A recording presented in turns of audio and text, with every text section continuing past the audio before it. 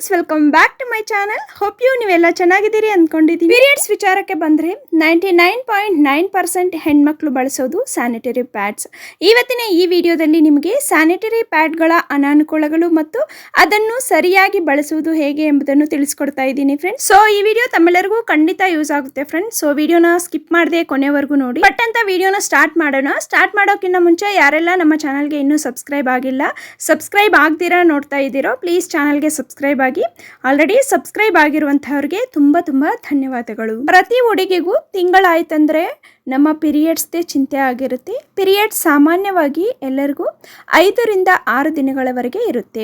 ಈ ಸಮಯದಲ್ಲಿ ಮಹಿಳೆಯರು ಪ್ಯಾಡ್ಸ್ ಬಳಸುತ್ತಾರೆ. ಈ ನಮ್ಮ ಬ್ಯುಸಿ ಲೈಫಲ್ಲಿ ಸ್ಯಾನಿಟರಿ ಪ್ಯಾಡ್ಸ್ ಅನ್ನು ಬಳಸುವುದು ತುಂಬಾ ಈಸಿ ಅನ್ನೋ ಒಂದು ಯೋಚನೆ ಬಿಟ್ರೆ, ನಾವು ಸ್ಯಾನಿಟರಿ ಪ್ಯಾಡ್ಸ್ ಅನ್ನು ಬಳಸಿದ್ರೆ ಯಾವ ತರಹದ ತೊಂದರೆಗಳನ್ನು ನಾವು ಫ್ಯೂಚರ್ ಅಲ್ಲಿ ಎದುರ್ಕೋಬೇಕಾಗುತ್ತೆ ಅಂತ ತುಂಬಾ ಜನಕ್ಕೆ ಅರಿವೇ ಇರುವುದಿಲ್ಲ ಫ್ರೆಂಡ್ಸ್. ಸೊ ನಾವು ಈಗ ಸ್ಯಾನಿಟರಿ ಪ್ಯಾಡ್ಸ್ ಅನ್ನು ಬಳಸುವುದರಿಂದ ಆಗುವಂತಹ ಅನಾನುಕೂಲಗಳು ಮತ್ತು ಅದರಿಂದ ನಾವು ಸ್ವಲ್ಪವಾದರೂ ಅನಾನುಕೂಲಗಳನ್ನು ಕಡಿಮೆ ಮಾಡ್ಕೋಬೇಕು ಅಂದ್ರೆ ಯಾವ ರೀತಿ ಬಳಸಬೇಕೆಂಬುದನ್ನು ತಿಳಿಯೋಣ ಬನ್ನಿ. ಮೊಟ್ಟ ಮೊದಲನೆಯ ಅಪಾಯಕ್ಕೆ ಬಂದ್ರೆ ಕ್ಯಾನ್ಸರ್ ಬರುವಂತಹ ಅಪಾಯವಿದೆ. ಅಂದ್ರೆ ನಾವು ಸೂಕ್ತ ರೀತಿಯಲ್ಲಿ ಪ್ಯಾಡ್ ಬಳಸದಿದ್ದರೆ ಜನನಾಂಗದ ಕ್ಯಾನ್ಸರ್ ಬರುವ ಅಪಾಯವಿದೆ ಫ್ರೆಂಡ್ಸ್. ಪ್ರತಿ ತಿಂಗಳು ಪ್ಯಾಡ್ ಬಳಸುವ ಮಹಿಳೆಯರಿಗೆ ಈ ಸಮಸ್ಯೆ ಬರಬಹುದು. ರಾಸಾಯನಿಕ ಪ್ಯಾಡ್ಗಳನ್ನು ಬಳಸುವವರಿಗೆ ಈ ಸಮಸ್ಯೆ ಉಂಟಾಗುತ್ತದೆ.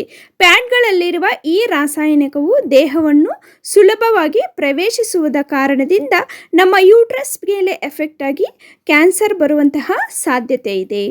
ಬಂಜೆತನದ ಅಪಾಯ ಅಂದರೆ ಎಷ್ಟು ವರ್ಷ ಆದರೂ ಮದುವೆ ಆಗಿ ಮಕ್ಕಳಾಗದೇ ಇರೋದು.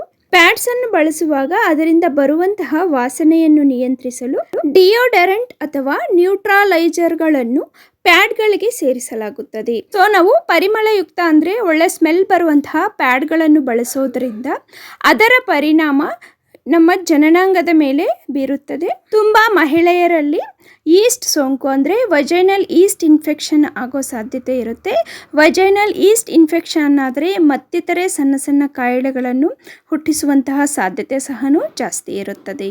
ಸೊ ಇದರಿಂದ ಮದುವೆ ಆದ ಎಷ್ಟು ದಿನ ಆದರೂ ಮಕ್ಕಳಾಗದೇ ಇರೋದು, ಬಂಜೆತನ ಬರೋದು, ಈ ತರಹದ ಸಮಸ್ಯೆಗಳು ಜಾಸ್ತಿ ಇರುತ್ತದೆ. ಇನ್ನು 3ನೇ ಪ್ರಾಬ್ಲಮ್ ಬಂದ್ಬಿಟ್ಟು ಕೀಟನಾಶಕ ಅಪಾಯ. ಬೆಳೆಗಳಲ್ಲಿ ಕೀಟಗಳನ್ನು ನಾಶ ಮಾಡಲು ಉಪಯೋಗಿಸುವಂತಹ ಕೀಟನಾಶಕಗಳು ಸ್ಯಾನಿಟರಿ ಪ್ಯಾಡ್ಸ್ ಅನ್ನು ಬಳಸೋದ್ರಿಂದ ಯಾವ ರೀತಿ ನಮಗೆ ಪರಿಣಾಮ ಆಗುತ್ತೆ ಅಂತ ನಿಮಗೆ ಡೌಟ್ ಬರ್ಬೋದು ಫ್ರೆಂಡ್ಸ್. ಸ್ಯಾನಿಟರಿ ಪ್ಯಾಡ್ಸ್ ಅನ್ನು ತಯಾರಿಸಲು ಮೇಯ್ನ್ ಆಗಿ ಉಪಯೋಗಿಸುವುದು ಕಾಟನ್ ಅಂದ್ರೆ ಹತ್ತಿ. ರೈತರು ಹತ್ತಿಯನ್ನು ಬೆಳೆಯುವಾಗ ಅದಕ್ಕೆ ಬರುವಂತಹ ಕೀಟಗಳನ್ನು ನಾಶ ಮಾಡಲು ತುಂಬಾ ವಿಧದ ಕೀಟನಾಶಕಗಳನ್ನು ಬಳಸಿರುತ್ತಾರೆ. ಈ ಹತ್ತಿಯಿಂದ ತಯಾರಿಸಿರುವಂತಹ ಪ್ಯಾಡ್ಗಳನ್ನು ಬಳಸಿದಾಗ ಕೀಟನಾಶಕಗಳು ಜನನಾಂಗದ ಮೂಲಕ ದೇಹವನ್ನು ಪ್ರವೇಶಿಸುತ್ತವೆ. ಇದರಿಂದ ಸಹ ನಮಗೆ ಕ್ಯಾನ್ಸರ್ ಇನ್ನಿತರೆ ರೋಗಗಳು ಬರುವ ಸಾಧ್ಯತೆ ಇರುತ್ತದೆ. ಸೊ ನೀವು ಸ್ಯಾನಿಟರಿ ಪ್ಯಾಡ್ಸ್ ಬಳಸಲೇಬೇಕು, ನಮಗೆ ಆಪ್ಷನ್ ಇಲ್ಲ ಅನ್ನೋರು ಈ ವಿಷಯಗಳನ್ನು ಗಮನದಲ್ಲಿಟ್ಕೊಳ್ಳಿ ಫ್ರೆಂಡ್ಸ್. ಪೀರಿಯಡ್ ಸಮಯದಲ್ಲಿ ನಿಮ್ಮ ಖಾಸಗಿ ಭಾಗವನ್ನು ಒಣಗಿಸಲು ಯಾವಾಗಲೂ ಕಾಳಜಿ ವಹಿಸಿ. ಮಿನಿಮಮ್ 3 ರಿಂದ 4 ಗಂಟೆಗೆ ಒಂದ್ಸಲ ಪ್ಯಾಡ್ ಚೇಂಜ್ ಮಾಡಲು ಟ್ರೈ ಮಾಡಿ. ಈ ತರಹದ ಸೋಂಕುಗಳನ್ನು ತಡೆಗಟ್ಟಲು ನಿಮ್ಮ ಪೀರಿಯಡ್ ಸಮಯದಲ್ಲಿ ನೀವು ಸಾಕಷ್ಟು ನೀರು ಕುಡಿಯಲು ಟ್ರೈ ಮಾಡಿ. ನಿಮ್ಮ ಒಳ ಉಡುಪುಗಳನ್ನು ನಿಯಮಿತವಾಗಿ ಸ್ವಚ್ಛಗೊಳಿಸುತ್ತೀರಿ. ಹೋಪ್ ಈ ವಿಡಿಯೋ ತಮ್ಮೆಲ್ಲರಿಗೂ ಯೂಸ್ ಆಗಿದೆ ಅನ್ಕೊಂತೀನಿ ಫ್ರೆಂಡ್ಸ್. ಯೂಸ್ ಆಗಿದ್ರೆ ಪ್ಲೀಸ್ ನಿಮ್ಮ ಬಂಗಾರದ ಕೈಗಳಿಂದ ವಿಡಿಯೋಗೆ ಒಂದು ಲೈಕ್ ಕೊಡಿ. ಹಾಗೆಯೇ ನಿಮ್ಮ ಫ್ರೆಂಡ್ಸ್ ಹಾಗೆ ಫ್ಯಾಮಿಲಿ ಮೆಂಬರ್ಸ್ ಜೊತೆ ಶೇರ್ ಮಾಡ್ಕೊಳ್ಳಿ. ನೀವೇನಾದರೂ ಇದೇ ಫಸ್ಟ್ ಟೈಮ್ ನಮ್ಮ ವಿಡಿಯೋಸ್ನ ನೋಡ್ತಾ ಇದ್ರೆ ಪ್ಲೀಸ್ ಚಾನಲ್ಗೆ ಸಬ್ಸ್ಕ್ರೈಬ್ ಆಗಿ ಸಪೋರ್ಟ್ ಮಾಡಿ.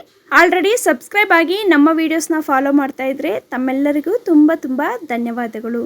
ಮತ್ತೊಂದು ಯೂಸ್ಫುಲ್ ವಿಡಿಯೋದೊಂದಿಗೆ ಮತ್ತೆ ಭೇಟಿಯಾಗೋಣ. ಅಲ್ಲಿವರೆಗೂ always keep smiling, stay healthy and stay happy.